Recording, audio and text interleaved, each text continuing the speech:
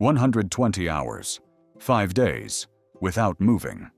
That is not a metaphor. That is not a training exercise statistic pulled from a manual to make a point. 2 Canadian snipers lay in snow, averaging -14 degrees Celsius overnight, consumed less than 400 milliliters of water per day, did not speak above a whisper, did not shift their position, and on the 117th hour, one of them squeezed a trigger. The round traveled 2,430 meters.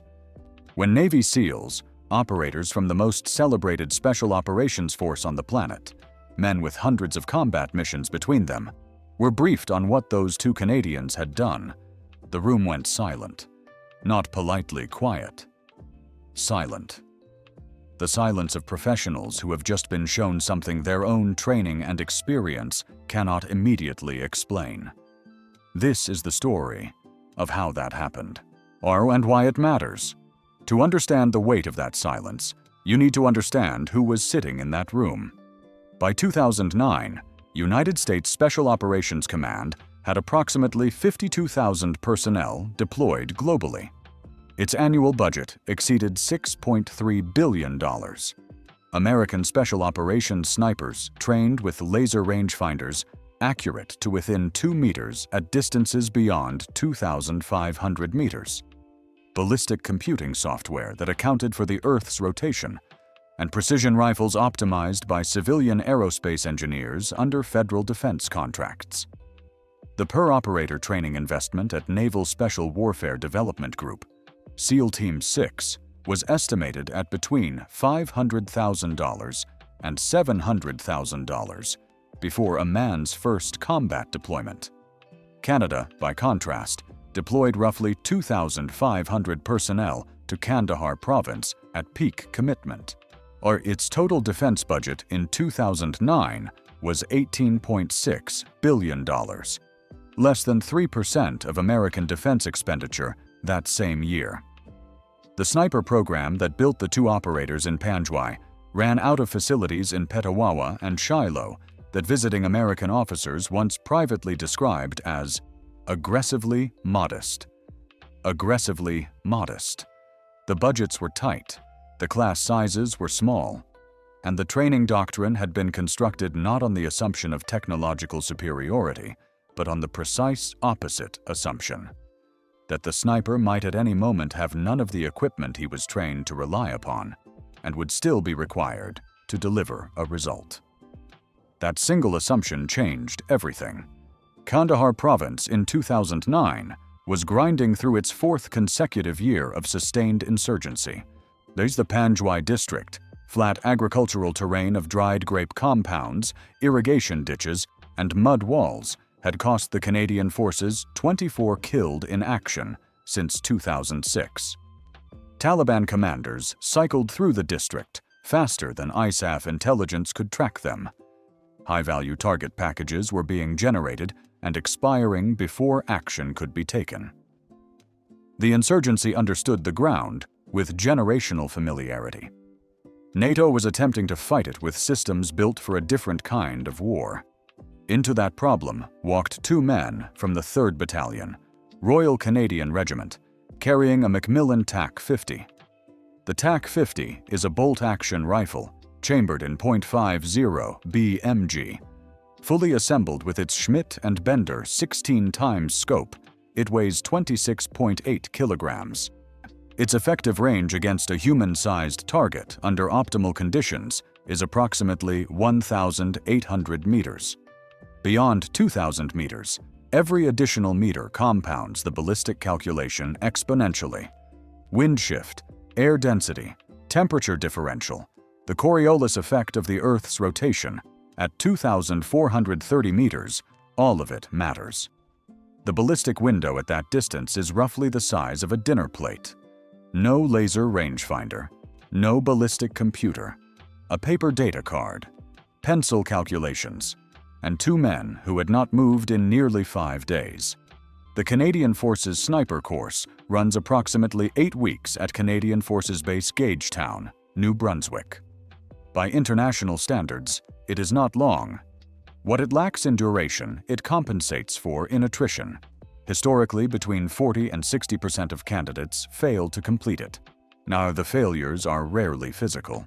They are almost exclusively cognitive and psychological. Men who cannot reconcile extreme precision with extreme patience, sustained across durations that defeat normal operational thinking. The course is built around a principle instructors call the cold zero. A sniper who has been stationary for 72 hours in sub-zero temperatures, dehydrated, underfed, with core temperature measurably reduced, and fine motor control degraded by repeated freeze-thaw cycles in his hands. That sniper must still fire one round and place it within 25 centimeters of its intended point of impact at 600 meters. Not rested, not warmed up. Precisely at the moment his body is arguing hardest against everything the shot requires.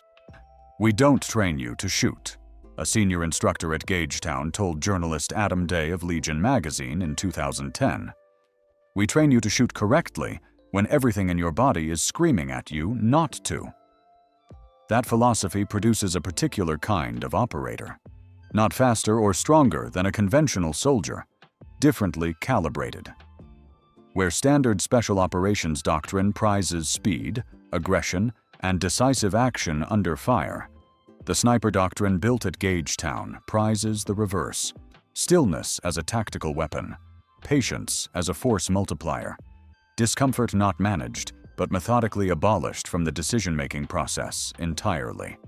Both men on the Panjwai mission had completed not only the basic sniper qualification, but the advanced stalking course, which extends Cold Zero discipline to 96-hour field deployments in winter terrain. One had served 2 previous Kandahar rotations.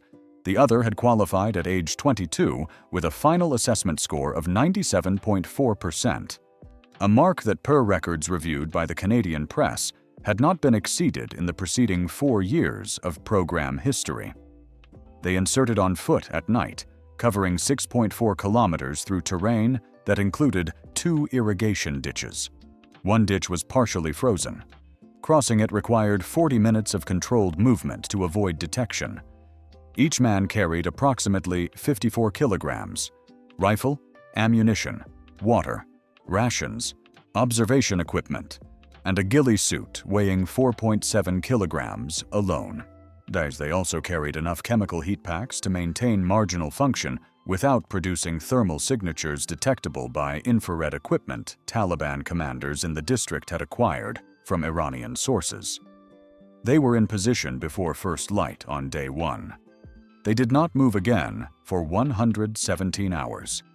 The intelligence package centered on a senior Taliban logistics coordinator, whose movement through the Panjwai compounds followed a pattern ISAF analysts had tracked across 23 days of observation. He moved between 3 compounds along a route that crossed an exposed agricultural track for approximately 40 meters. From the sniper team's position, that crossing point was 2,430 meters away. The exposure window during each crossing was estimated at between 11 and 14 seconds. 11 seconds, at 2,430 meters. At that distance, the .50 BMG round is in flight for approximately 2.4 seconds. During those 2.4 seconds, the Earth rotates, the wind changes, the round drops more than 10 meters vertically from its initial line of departure. A temperature differential between the firing point at 1,050 meters above sea level and the target area at 980 meters creates a density-altitude shift that moves the point of impact by up to 18 centimeters. Every variable must be calculated before the trigger breaks. Then the shooter must hold still enough that a 26.8 kilogram rifle in the hands of a man who hasn't meaningfully moved in 5 days does not drift by even 2 millimeters. The team spent 34 hours developing the firing solution. Not 34 minutes. 34 hours of wind readings taken at 15-minute intervals using a Kestrel 4000 handheld weather station. Here's range estimations cross-referenced using mil-dot reticle calculations against the known dimensions of compound walls in the target area. Pencil calculations updated on a laminated data card. The final consultation between the two operators lasted approximately 40 minutes and addressed 7 distinct ballistic variables. On the morning of Day 5, the target crossed the track. 1 shot. The round struck within 22 centimeters of its calculated impact point. At the time of the engagement, it was the longest confirmed sniper kill in the history of the Canadian forces and the longest confirmed kill shot taken by any NATO force operating in the Kandahar theater. The team did not move immediately. They lay still for another 4 hours, allowing activity patterns around the compounds to normalize before beginning extraction. The extraction took 7.5 hours. They were back at the forward operating base by 0340 hours the following morning. When the debrief document circulated to Allied Forces personnel at Kandahar Airfield, the American Special Operations Liaison Officer read it twice before speaking.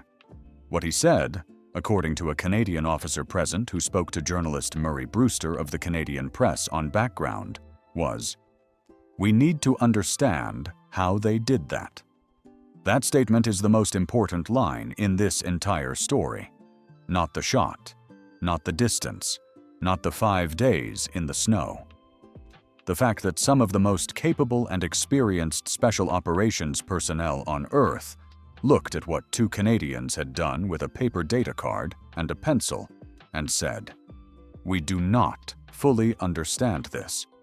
The human body cannot remain motionless for 120 hours in sub-zero temperatures and maintain high-performance cognition. That is not opinion. That is survival medicine." Core temperature drops approximately 0.5 degrees Celsius per hour below the shivering threshold during prolonged immobility. Below 35 degrees, fine motor control deteriorates. Below 34 degrees, cognitive impairment begins. Medical assessment of both operators upon return documented core temperature in the primary shooter of 34.8 degrees Celsius, 0.2 of a degree above the clinical impairment threshold. Both men showed bilateral hand tremor from cold exposure. Both had lost between 3.8 and 4.2 kilograms of body weight. The primary shooter required 72 hours of medical recovery before being cleared for further operations. 72 hours of recovery, and for 117 hours of operational patience. Master Corporal Rob Furlong, who in 2002 set what was then the world record for confirmed sniper kill, also at 2,430 meters, told the Calgary Herald in 2004, "The shot is the last 2% of the job. Everything before the shot, that's where the sniper earns his pay." Everything before the shot. 117 hours of earning it. At -14 degrees, without moving, return to that opening number. 120 hours, -14 Celsius, 2,430 meters, 22 centimeters from the calculated point of impact. The United States military spent $42,000 on a single ballistic helmet in 2009. The Canadian sniper program that produced those 2 operators cost approximately $4,200 per student to run. The Americans had the better helmet. The Canadians had the better result. That is not an argument against investment. It is not a critique of American special operations. By any honest measure, the most capable force projection capability in history. It is something more specific and more uncomfortable than either of those positions. The 2 men in the Panjwai snow were not an anomaly. They were a product of a training philosophy built around one foundational insight: that the most irreducible factor in any complex engagement is not the weapon, not the technology, and not the budget. It is the human being's capacity to remain functional, cognitively, physiologically, emotionally, under conditions that systematically argue for failure. Canadian doctrine built its curriculum around that insight, not because it was uniquely wise, was because it was resource-constrained, and resource constraint, when met with intellectual honesty rather than procurement lobbying, sometimes produces doctrine that money alone cannot replicate. The Navy SEALs in that briefing room understood this the moment the document landed in front of them. That is precisely why the room went quiet. You can spend $700,000 training an operator and $42,000 on his helmet and $1.2 million on the aircraft that delivers him to the target, and still arrive at a problem that only a man willing to lie in the snow for 5 days, without moving, without complaining, without a computer telling him whether the shot is possible, can solve. That gap between what money can buy and what discipline must build has existed since the first army fielded the first siege engine. Every generation believes it has finally engineered the gap closed. Every generation discovers, at the edge of a frozen irrigation ditch in the dark, that it has not. The 22 centimeters are still there. They always will be.